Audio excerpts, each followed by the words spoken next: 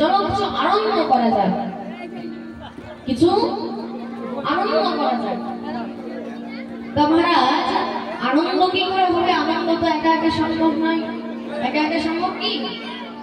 আরে ভাই, নিজের মুখ দেখার জন্য একটা আয়নার প্রয়োজন হয়। দর্পণ ছাড়া নিজের মুখও দেখা যায় না। তার জন্য বলছে, দর্পণের মধ্যে যদি দেখি আপনি মাধুরী, আস্বাদিতে ধরে মন আস্বাদিতে।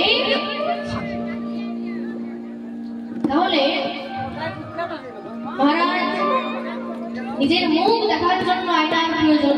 তাহলে একা একা আনন্দ কিভাবে হবে? তাহলে এক থেকে অনেক হতে হবে। এক থেকে অনেক হতে হবে, তার মানে সৃষ্টি করতে হবে। ভগবান সৃষ্টি করতে লাগলেন। সর্বপ্রথম কার সৃষ্টি করেছেন? খুব মন দিয়ে শুনবেন। সর্বপ্রথম প্রকৃতির সৃষ্টি করেছেন। খুব মন দিয়ে শুনবেন। সর্বপ্রথম কার সৃষ্টি করেছে? জোরে বলো। প্রকৃতি। এই প্রকৃতিকে খুব মন দিয়ে শুনবে। প্রকৃতি হচ্ছে মায়া। প্রকৃতিকে মায়া। এই প্রকৃতি হচ্ছে রাধারানীর অধিষ্ঠাত্রী। রাধারানীর অঙ্গভূতাই হলো এই প্রকৃতি। তাহলে মহারাজ এই প্রকৃতির সৃষ্টি করলেন। একদিন তার নাভি কমল থেকে বিশাল পদ্মের উৎপন্ন হলো। সেই পদ্মের মধ্যে দেবতার সৃষ্টি হলো, যার নাম হচ্ছে মহারাজ ব্রহ্মা। তার নাম কি রাখলেন? ব্রহ্মা। সে ব্রহ্মার মস্তকের সঙ্গে তিনটি মস্তক যুক্ত হয়ে গেল বলে তার নাম হলো চতুরানন ব্রহ্মা। মন দিয়ে শুনবেন। এবার সেই ব্রহ্মা যখন নিজে বুঝতে পারলেন না যে আমার কিসের জন্য সৃষ্টি হয়েছে, তখন সে তপস্যা করতে লাগলেন। এবার তপস্যার মধ্যে ভগবান অতি প্রসন্নিত হয়ে তাকে দর্শন দিয়েছেন। বললেন, হে প্রভু, আমি বুঝতে পারছি না যে আমার সৃষ্টি কেন হলো। তুমি মন দিয়ে শুনবে। আমার সৃষ্টি কেন হলো আমি এটা বুঝতে পারছি না। তো বলছে, আমার হঠাৎ ইচ্ছা হলো যে কিছু আনন্দ করব। আনন্দ তো একা একা সম্ভব নয়। তার জন্য আমি বিচার করলাম, একটু এক থেকে অনেক হতে হবে, সৃষ্টি করতে হবে। তাহলে তার জন্য আমি তোমার সৃষ্টি করলাম। আর আমি তোমার সৃষ্টি করলাম মানে তুমি আরো অনেক জনের সৃষ্টি করো। ব্রহ্মা চলে গেলেন। মহারাজ ব্রহ্মা দেখলেন কি সৃষ্টি করা যায়। খুব মন দিয়ে শুনলেন। ব্রহ্মা দেখলেন কি সৃষ্টি করা যায়। তখন তিনি কি করলেন? চারজন ঋষির সৃষ্টি করলেন। চার ঋষির সৃষ্টি করলেন। কে কে? সনক, সনন্দন, সনাতন আর সনত কুমার। এই চারজন ঋষি কুমারকে একত্রে সনকাদি ঋষি বলা হয়। এদেরকে একত্রে চতুষ্ষণ বলা হয়ে থাকে। খুব মন দিয়ে শুনবেন।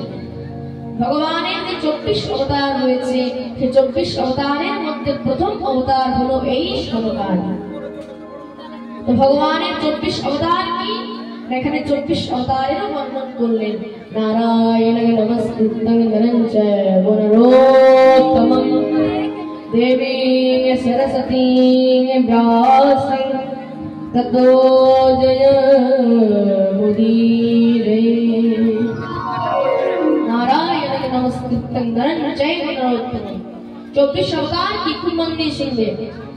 সনকাদি, বরাহ, নারদ, নরনারায়ণ, কপিল, দত্তাত্রেয়, যজ্ঞ, ঋষভ, পৃথু, মৎস্য, কূর্ম, ধনন্তরী, মোহিনী, রাম, বলরাম, নরসিংহ, বামন, পরশুরাম, ব্যাসদেব, কৃষ্ণ, বুদ্ধ, কলি, হংস এবং হয়গ্রীব। প্রেম সে বলো রাধে। তোমারা এই যে শেষের যে দুইটি অবতার হংস এবং হয়গ্রীব, এই দুই অবতার হচ্ছে মহারাজ ভগবানের গৌণ অবতার। খুব মন দিয়ে শুনবেন। 24 অবতারের মধ্যে যে প্রথম অবতার সেটাই হচ্ছে এই সনকাদি ঋষি। তো মহারাজ এই সনকাদি ঋষিকে বললেন, যাও তোমরা সৃষ্টি করো, তোমরা সৃষ্টি করো। তো মহারাজ সৃষ্টি কিভাবে করবো?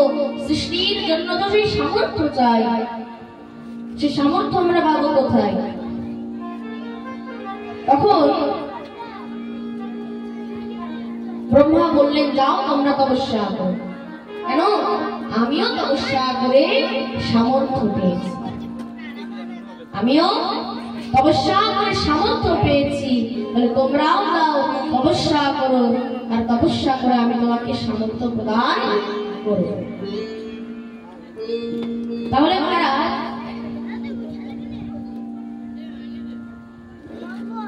তপস্যা করতে চলে গেলেন। চারজন তপস্যা করতে করতে তাদের মন এমন নির্মল হয়ে গেল, তারা বিচার করলেন যে এই সংসারের মধ্যে পড়ে, এই তপস্যা করে আবার সংসারের মধ্যে পড়ে কিলাম। মহারাজ এই সংসারের মধ্যে পড়ে কিলাম, তাহলে এই সংসারের মধ্যে পড়া যাবে না। কেন? সংসার হচ্ছে জঞ্জাল। যত তুমি এই সংসারের মধ্যে ঢুকবে ততই তোমাকে সংসার আরো গ্রাস করবে।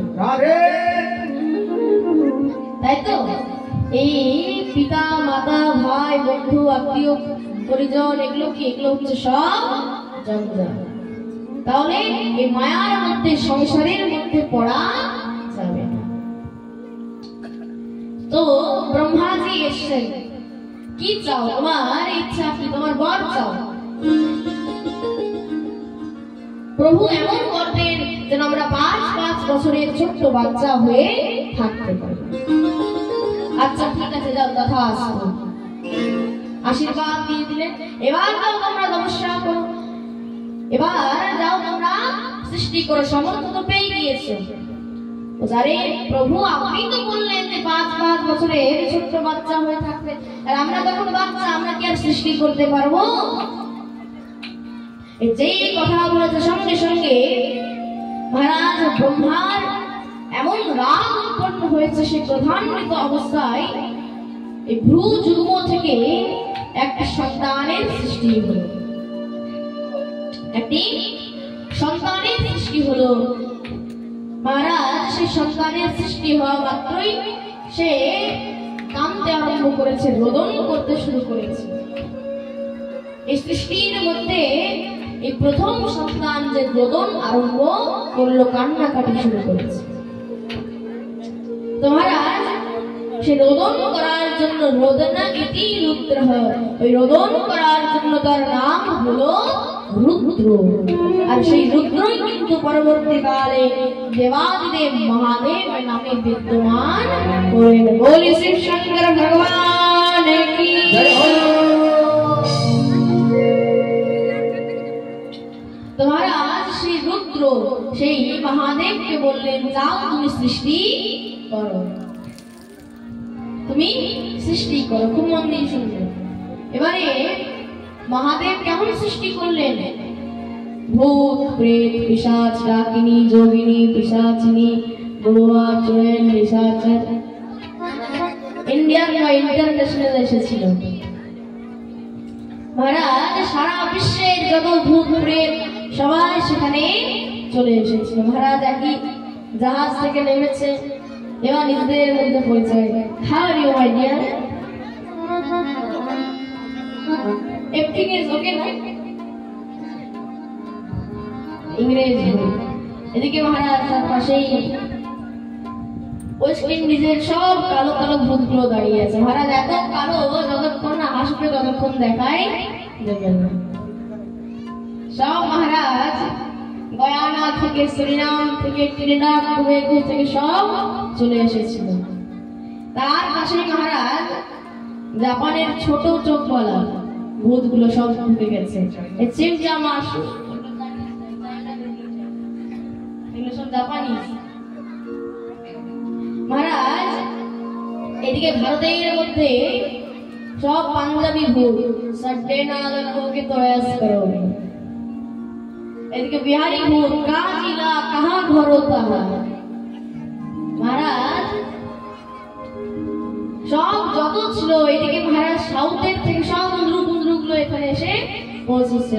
আলুমনাড়ু বাগুনাড়ু বাগুনাড়ু বাগুনাড়ু। মহারাজ যত বিশ্বের ভূত প্রেত সব সেখানে এসে পৌঁছেছে। এবার ব্রহ্মা তো এমন সব সৃষ্টি দেখে ভয় পেয়ে গেলেন, আরে বন্ধ করো এইসব, বন্ধ করো এইসব। কেন এখন দেবতা দেবী কিছু সৃষ্টি হয়নি, মনুষ্য গাছপালা পশু পক্ষী কিছু সৃষ্টি হয়নি, আর তার আগে তুমি এই ভূত প্রেত শুরু করে দিয়েছো, বন্ধ করো এইসব। কিন্তু প্রভু আমাকে তো এগুলো নিয়ে থাকতে ভালো লাগে, বলছে ঠিক আছে যাও তুমি এগুলোকে নিয়ে আলাদা থাকো। তার জন্য মানে আপনি ভূত প্রেত পিশাচ এদেরকে মহাদেবের গণ বলা হয়। এদেরকে কি বলা হয় যারা বলো রুদ্রগণ বলা হয়ে থাকে। তো মহারাজ ব্রহ্মা দেখলেন সৃষ্টি কিভাবে আগে বাড়ানো যায়, খুব মন দিয়ে শুনলেন। ব্রহ্মা দেখলেন সৃষ্টি কিভাবে আগে বাড়ানো যায়, এই সংকল্প করে আরো 10টি পুত্রের জন্ম দিলেন। তাদের নাম হচ্ছে মরিচি, অত্রি, অঙ্গিরা, পুলস্ত, পুলহ, ক্রতু, ভৃগু, অথর্বা, দক্ষ এবং নারদ। এই 10টি পুত্রের জন্ম দিলেন। এবার তাদেরকেও বললেন যাও তোমরা সৃষ্টি করো। তো নারদ বললেন প্রভু হে পরমপিতা আমি তো ভজন করতে চাই। আচ্ছা ঠিক আছে যাও তুমি ভজন করো। মহারাজ এই যে বাকি 9 পুত্র ছিল তাদেরকে বললেন যাও তোমরা সৃষ্টি করো। তখন তারা বলছে প্রভু এই সৃষ্টির মধ্যে সংসারের মধ্যে যতদিন পর্যন্ত না নরের সঙ্গে প্রকৃতির মিলন হবে, ততক্ষণ না নরের সঙ্গে প্রকৃতির মিলন হবে ততক্ষণ পর্যন্ত এই সৃষ্টি আরম্ভ হবে না, এই সৃষ্টি আরম্ভ হবে। তাহলে আগে প্রকৃতির সৃষ্টি করতে হবে। প্রকৃতিকে, প্রকৃতি হলো নারী, খুব মন দিয়ে শুনবেন। প্রকৃতিকে নারী। মহারাজ এই নারীর মধ্যে যা শক্তি রয়েছে তার অর্ধেকও কিন্তু পুরুষের মধ্যে নেই। খুব মন দিয়ে শুনবেন। নারী হচ্ছে ধাত্রী। নারী হচ্ছে কি ধাত্রী। নারী না হলে এই সৃষ্টিকে ধারণ করবে কে? তার জন্য নারী প্রয়োজন। নারীর সৃষ্টি করতে হবে, প্রকৃতির সৃষ্টি করতে হবে। এই নারীকে কোনোদিন কম মনে করবে না। কেন মহিষাসুরকে যে মেরেছিল সেও একজন নারী ছিল, তাই তো? মহারাজ চন্দ্রমন্ডকে যে মেরেছিল সেও একজন নারী ছিল। রক্ত বীজকে যে মেরেছিল সেও একজন নারী ছিল। শুম্ভ নিশুম্ভকে যে মেরেছিল সেও একজন নারী ছিল। তার জন্য নারীকে কোনোদিন কম মনে করবে না। তাহলে নারীর সৃষ্টি করতে হবে। ব্রহ্মা কি করলেন? নিজের শরীরকে 2টি অংশে বিভক্ত করে দিলেন। এক অংশ থেকে একটি পুরুষের সৃষ্টি হলো, একটি পুরুষের সৃষ্টি হলো, তার নাম হচ্ছে মনু। আর একটি স্ত্রীর সৃষ্টি হলো, তার নাম হচ্ছে শতরূপা। এই মনু এবং শতরূপা দ্বারা দেখতে দেখতে পুরো সৃষ্টি হয়ে গেল। আর এই মনুর সন্তান হচ্ছে আমরা। আমরা কার সন্তান? সেই মনুর সন্তান। ওই মনুর সন্তান হওয়ার জন্য আমাদের নাম হয়েছে মনুষ্য। প্রেম সে বলো রাধে রাধে। তাহলে সেই মনু এবং শতরূপার খুব মন দিয়ে শুনবেন 5টি সন্তান ছিল। মনু এবং শতরূপার কটি সন্তান ছিল? 5টি। কি কি? 3টি কন্যা এবং 2টি পুত্র। তাহলে ওই 3টি কন্যা কে কে? 3টি কন্যা হলো মহারাজ দেবহূতি, আকুতি এবং প্রসূতি। দেবহূতি, আকুতি এবং প্রসূতি, ওই 2 পুত্র কে কে? 2 পুত্র হচ্ছে উত্থানপাদ এবং প্রিয়ব্রত। উত্থানপাদ আর প্রিয়ব্রত। তাহলে সেই মহারাজ দেবহূতি, আকুতি এবং প্রসূতির বংশ বর্ণন শ্রী সুখদেব প্রভু করেছেন। আসুন আমরা সেই বংশ বর্ণন শ্রবণ করি। তাহলে মহারাজ এই দেবহূতির বিবাহ হয়েছে তার সঙ্গে?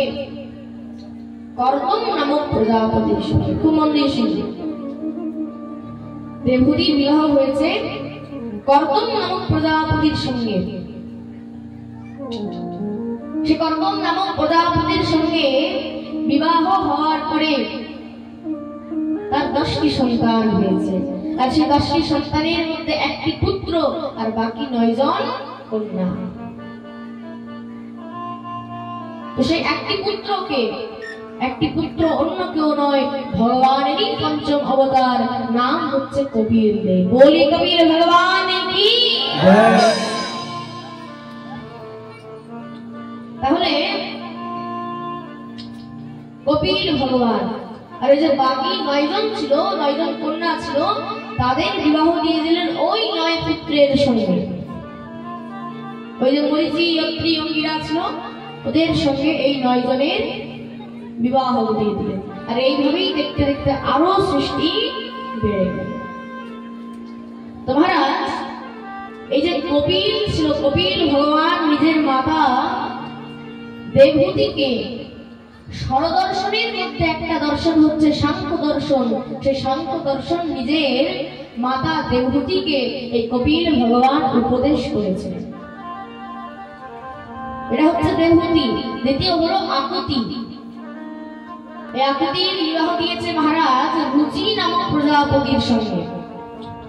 তার সঙ্গে? রুচি নামক প্রজাপতির সঙ্গে।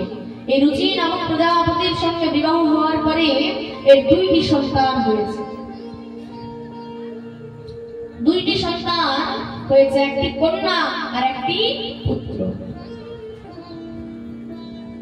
তারা অন্য কেউ নয়, তারা হচ্ছে ভগবান ভগবতীরই অবতার। সেই যে সন্তানটি ছিল সেটি হচ্ছে যজ্ঞ, আর এই যে কন্যাটি ছিল ওটা হচ্ছে দক্ষিণা। যজ্ঞ এবং দক্ষিণা। তার জন্য যজ্ঞের অন্তে, তোমার কি শুনবেন, যজ্ঞান্তে অবশ্যই দক্ষিণা দেওয়া উচিত। যজ্ঞান্তে অবশ্যই দক্ষিণা দেওয়া উচিত। কেন? মহারাজ যজ্ঞের অন্তে দক্ষিণা না দিলে তোমার উপর তার ঋণ বেড়ে যেতে থাকে। খুব মন দিয়ে শুনবে। যদি তুমি যজ্ঞান্তে ব্রাহ্মণকে, পুরোহিতকে দক্ষিণা না দাও, তাহলে তোমার কিন্তু যত তুমি দেরি করবে তত তোমার ঋণ বেড়ে যাবে। যত তুমি দেরি করবে মহারাজ, আর যত তাড়াতাড়ি তুমি দিয়ে দেবে, যত তাড়াতাড়ি তুমি তাকে দক্ষিণা দিয়ে তাকে বিদায় করে দেবে, ততই তুমি পুণ্যের ভাগীদার হবে। তাহলে এখন তো মহারাজ অনেকে করে, যজ্ঞ হয়ে গেল, একদিন পর মহারাজকে বলছে, আরে মহারাজ আমি আপনাকে কালকে দিয়ে দেবো। অনেকে বলে আমি পরশু দিয়ে দেবো। আপনার কোনো চিন্তা নেই, আমি আপনাকে দিয়ে দেবো। আবার অনেকে তো এরকম বলে, মহারাজ আপনার ব্যাংক অ্যাকাউন্টে পাঠিয়ে দেবো, ব্যাংক অ্যাকাউন্টে ট্রান্সফার করে দেবো। তো মনে রাখবে, এগুলো কি, যত তুমি বিলম্ব করবে তত তোমার প্রতি তার ঋণ বেড়ে যাবে। যে চতুর পুরোহিত হবে সে কোনোদিন বলবে না যে আমাকে দাও, আমাকে চাই। কেন? সে পরিষ্কার জানে কর্মাণ্যবাধিকা রাস্তে মা ফলেষু কদাচন। ভগবান বলেছেন যে তোমরা কর্ম করে যাও, ফলের চিন্তা আমার উপর ছেড়ে দাও। যে চতুর পুরোহিত হবে সে তো জানে মহারাজ আমি কর্ম করে চলে গেলাম, এবারে আমি তো নিজের ফল অবশ্যই পাবো, কিন্তু ওই যে যজমান থাকবে সে যত দেরি করবে তার প্রতি তত ঋণ বেড়ে যাবে। তার জন্য যজ্ঞান্তে অবশ্যই দক্ষিণা দেওয়া উচিত। মহারাজ যেমন শুধু ব্রাহ্মণকে দক্ষিণা নয়, আমাদের যে নাপিত থাকে, খুব মন দিয়ে শুনবেন, নাপিতকেও কিন্তু নিজের নেক দেওয়া উচিত, তাই তো? যে মহারাজ আমাদেরকে স্পর্শ করলে যদি নাপিত দ্বারা আমাদের চুল দাড়ি নখ ইত্যাদি কাটা হয়, তখন কিন্তু আমাদের তার দ্বারা অনেক গ্রহ শান্তি। তাহলে মহারাজ তার জন্য এই সব সময় চুল দাড়ি নখ এগুলো কি, এগুলো সব সময় নাপিতকে দ্বারাই, নাপিতের দ্বারাই এগুলো কাটানো উচিত। মহারাজ এখন তো বড় বড় শহরের মধ্যে সব সেলুন হয়ে গিয়েছে, এবার সেলুনের মধ্যে তো সবাই চুল কাটছে। এবার সেলুনের মধ্যে যদি কোনো ব্রাহ্মণ গিয়ে চুল কেটে দেয়, তোমার কি আর সেটা সেই ফল তুমি পাবে? যখন তুমি অসহজ থাকো তখন যদি সেই ব্রাহ্মণ এসে তোমাকে স্পর্শ করে দেয়, তুমি কি সহ্য হবে? তার জন্য সেই নাপিতকে ডাকতে হয়। তার মানে কি, যার কর্ম, যার এই যে বর্ণ, যার বর্ণ সৃষ্টি করেছেন, তার মানে কি যার যেমন কর্ম সেই কর্ম অনুসারে তাদের বর্ণ। নিজের যেমন কর্ম করবে সেই কর্ম অনুসারে তুমি সেই বর্ণের মধ্যে যেতে পারবে। তাহলে অবশ্যই নাপিতের দ্বারা, নাপিত দ্বারা সবসময় চুল দাড়ি ইত্যাদি কাটানো উচিত। মহারাজ আগে তো জেন্টস লেডিস পার্লার ছিল, এখন তো দেখবে বড় বড় শহরে জেন্টস পার্লার হয়ে গেছে, তাও আবার ফুল এসি, তাই তো? মনে রাখবে অবশ্যই নাবিককে অবশ্যই নেক দেওয়া উচিত। যে নাবিক থাকে, নাবিক বলতে তো মল্লা, কি বলে এদিকে যে নৌকা চালায়, নাবিক মাঝি, যাই হোক, তো সেই মল্লা, সেই নাবিক, সে তোমাকে এক নদীর তীর থেকে আরেক নদীর তীরে নিয়ে যাচ্ছে, তার দক্ষিণাও কিন্তু অবশ্যই তাকে দেওয়া উচিত। কেন? মনে রাখবে তার পুরো সংসার একমাত্র সেই নিবৃত্তি দ্বারাই চলে। আর ঠিক সময় যদি তুমি তাকে উত্তরায়, ঠিক সময় যদি তার বাধাই না দাও, তাহলে কি হবে? সে কিন্তু প্রত্যেক মিনিটে মিনিটে তোমাকে অভিশাপ দেবে।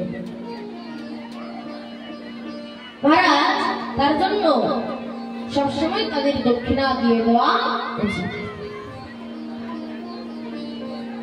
এটা হচ্ছে আকুতি, আর তৃতীয় হলো প্রসূতি। এই প্রসূতির বিবাহ হয়েছে দক্ষ নামক প্রজাপতির সঙ্গে। প্রসূতির বিবাহ হয়েছে দক্ষ নামক প্রজাপতির সঙ্গে। তো এই দক্ষ নামক প্রজাপতির সঙ্গে বিবাহ হওয়ার পরে তার 16টি কন্যা হয়েছে। সেই 16টি কন্যার মধ্যে 13টি কন্যা দিলেন ধর্মকে। 14 নম্বর কন্যা হচ্ছে স্বস্তি। সে স্বস্তি বিবাহ দিলেন পিতৃপুরুষের মধ্যে যিনি অর্জমা আছেন। অর্জমাকে পিতৃপুরুষের মধ্যে ভগবান হচ্ছেন সেখানে অর্জমা, পিতৃনাম অর্জমা। সেই অর্জমার সঙ্গে এই মহারাজ স্বস্তির সঙ্গে বিবাহ দিলেন। তার জন্য দেখবে যখন পিতৃপুরুষের নিমিত্তে যখন তর্পণ করা হয়, যখন শ্রাদ্ধ ইত্যাদি করা হয়, তখন কি বলা হয়? স্বস্তি বলা হয় না? তো মহারাজ তার জন্য এই স্বস্তির সঙ্গে অর্জমার বিবাহ দিয়েছে। 15 নম্বর কন্যা হলো স্বাহা। 15 নম্বর কন্যা কি? স্বাহা। তাহলে এই সোহার বিবাহ দিলেন অগ্নির সঙ্গে। তার জন্য দেখবে দেখো মহারাজ যখন যজ্ঞ করা হয়, যজ্ঞের মধ্যে কি দেওয়া হয়, যখন আহুতি দেওয়া হয় তখন কি বলে স্বাহা বলা হয়। তো ওই স্বাহা না দিলে যজ্ঞের ভাগ দেবতারা কিন্তু পায় না। তাহলে অবশ্যই স্বাহা দেওয়া উচিত। আর 16 নম্বর কন্যা হলো সতী। এই সতীর বিবাহ দিয়েছেন মহাদেবের সঙ্গে। সতীর বিবাহ দিয়েছেন কার সঙ্গে? দেবাদেব মহাদেবের সঙ্গে। দিব্য 3টি কন্যার বংশ বর্ণন আমরা শ্রবণ করলাম। আসুন আরেকটি ভজনের আনন্দ নিয়ে নেব, তারপর আবার আমরা 2টি পুত্রের বংশ বর্ণন শ্রবণ করব। बोले बोले वृंदावन बिहारी लाल की जय जय श्री राम।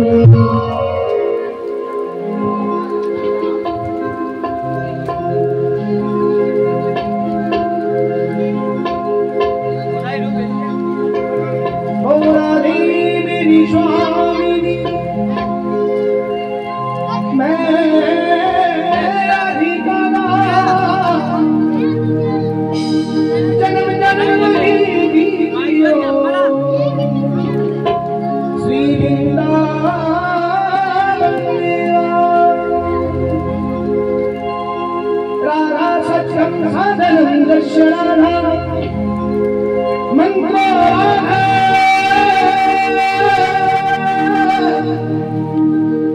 मंत्रदात्री चराधा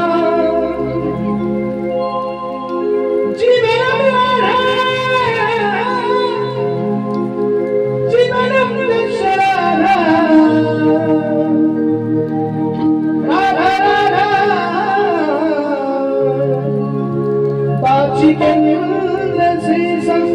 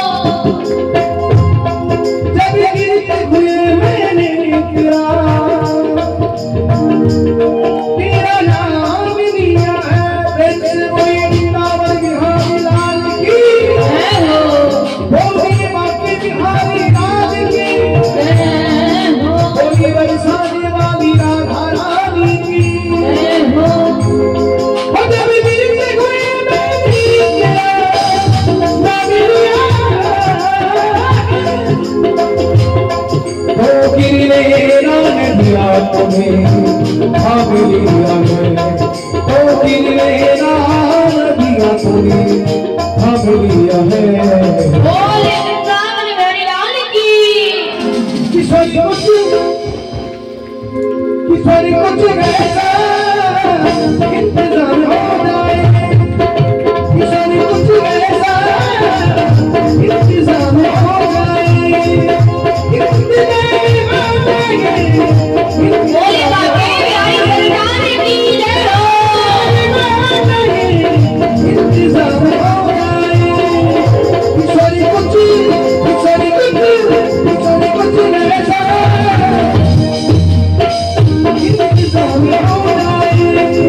किशोरी कुछ ऐसा इंतजार हो जाए इंतजार हो जाए इंतजार हो जाए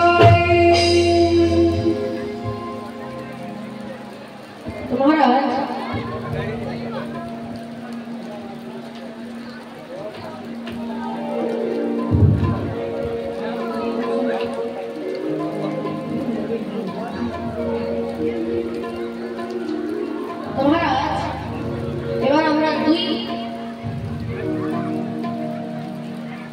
পুত্রের বংশবর্ণন শ্রবণ করি।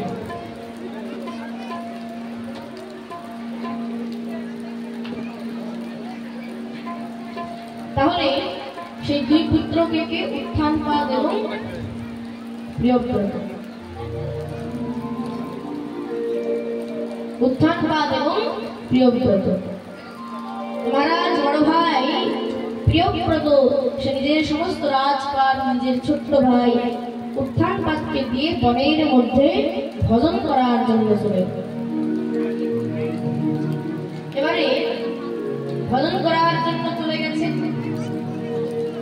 এদিকে উত্থানপাদ কি করলো? একটি বিবাহ করলো। তার সঙ্গে একটি সুনীতি নামক কন্যার সঙ্গে উত্থানপাদ বিবাহ করল। এবার অনেকদিন বিবাহ হয়ে গিয়েছে মহারাজ, কিন্তু তাদের কোনো সন্তান আসেনি। খুব মন দিয়ে শুনবেন, অনেকদিন বিবাহ হয়ে গেছে কিন্তু কোনো সন্তান আসেনি। এবার মহারাজ রাজা কি করলো? রাজা আরেকটি বিবাহ করলো। কার সঙ্গে? সুরুচি নামক কন্যার সঙ্গে। এবার ওই সুরুচি নামক কন্যার সঙ্গে বিবাহ হওয়ার পরে তার একটি সন্তান হয়েছে, একটি পুত্র হয়েছে। তার নাম রাখলেন উত্তম। এবারে তার নাম রাখলেন উত্তম। এদিকে কি হয়েছে? যে সুনীতি ছিল, কিছুদিন পরে জানা গেল যে সুনীতিরও গর্ভের মধ্যে একটা সন্তান আছে। এবার মহারাজ রাজা তো জেনেও আসক্তি হয়ে থাকলেন। কেন? এখন যদি তার কাছে চলে যায় তাহলে সুরুচি তো রাগ করবে, তাহলে যাওয়া যাবে। তো মহারাজ কিছুদিন পরে সেই সুনীতির যে গর্ভের মধ্যে সন্তান ছিল তারও কিন্তু জন্ম হয়ে গেল। তার নাম রাখলেন কি? ধ্রুব। বলে ধ্রুবজি মহারাজ কি